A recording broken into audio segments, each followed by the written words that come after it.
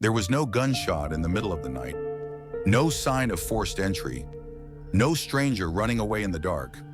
But that morning, in a quiet, rural Minnesota home, a man was found dead in his bed with a severe head wound.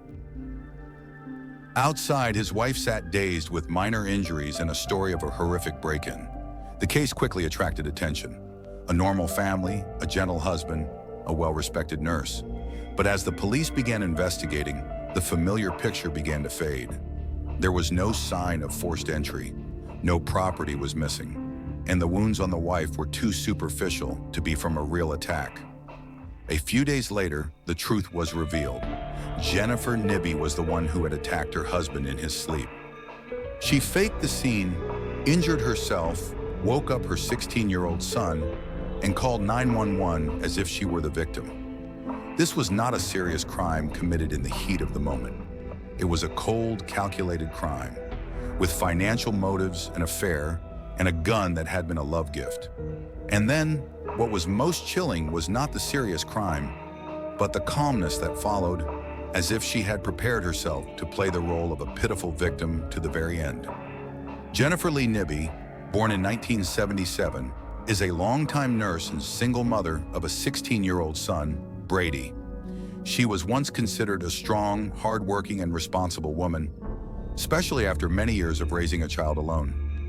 In 2007, while working in an emergency room, Jennifer met James "Jim" Nibbe, a young, gentle, nature-loving man who worked as an electrician.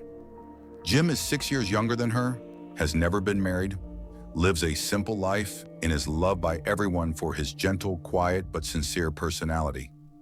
They quickly fell in love, got married in 2008, and moved in together in a small house in the countryside of Blue Earth County, Minnesota, which seemed to be the beginning of a peaceful life. Jim tried to be a good husband and a model stepfather. He taught Brady how to hunt, shared his love of the outdoors, and often did housework. But behind the warm facade, cracks began to appear in family life. Age gap, financial pressures, and differences in parenting styles. Jennifer gradually became quiet and distant, and Jim, despite his efforts, could not bridge the growing gap between them. No one expected that the peaceful home would soon become the scene of a crime that would shock the entire United States. When they first started living together, Jennifer and Jim had happy days. They renovated their old house together, took Brady camping on weekends, cooked together, and shared simple dreams of a peaceful future. Jim, although not a biological father, always tried to build a relationship with Brady.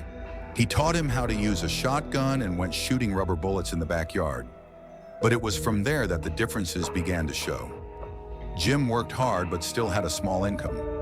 Meanwhile, Jennifer was the one who shouldered most of the family's expenses, having to do 2 to 3 nursing shifts a week at the hospital and nursing home. The financial pressure made her tired, and Jim, a man who was usually calm, was not good at expressing his emotions or providing emotional support. Dissatisfaction accumulated, not spoken aloud, but deeply in his eyes and cold words. Brady, when he entered puberty, was no longer as docile as before. He clashes with Jim over school and household chores.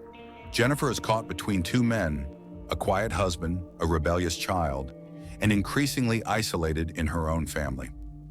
In her diary, Jennifer once wrote that, "No one understands me," and that, "This life is a trap." But no one expected that instead of finding a way out through dialogue or leaving, she chose a path of no return, destroying everything, with the very gun that her husband had trusted her with. Early in the morning of August 31st, 2010, the dim light from outside was just enough to illuminate the corners of the quiet house.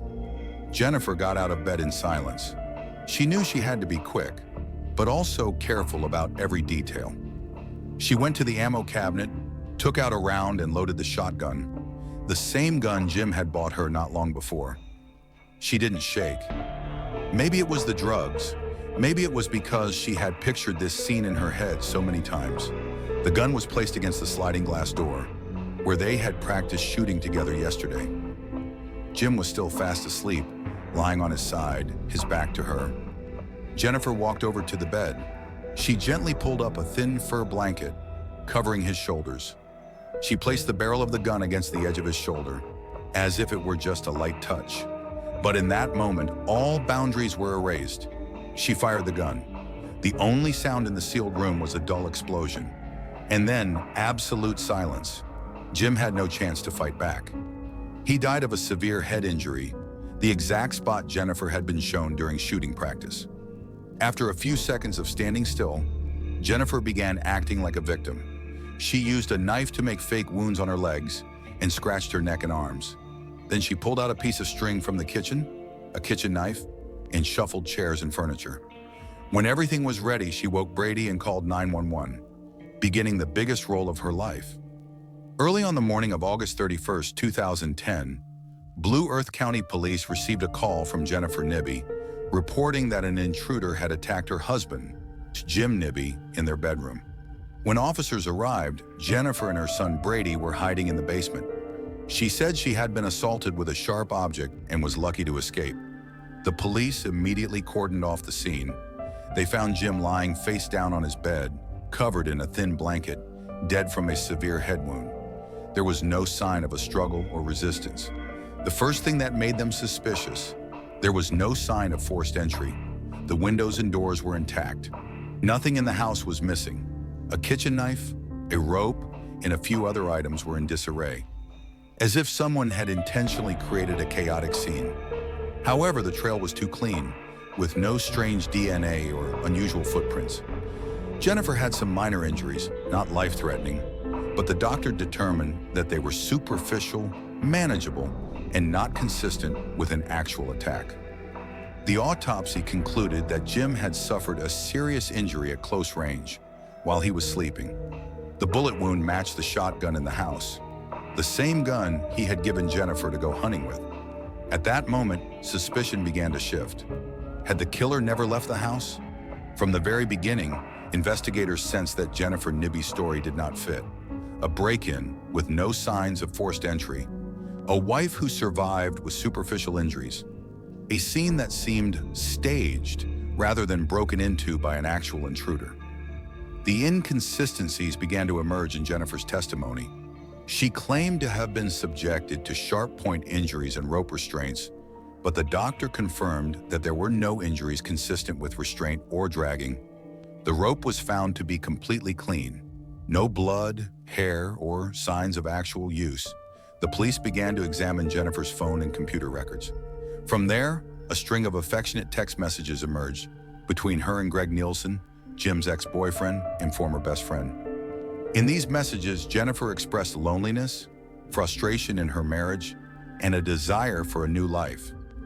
Not only that, they also discovered that just a few weeks before the incident, Jennifer had secretly purchased a $250,000 life insurance policy on Jim, with herself as the beneficiary.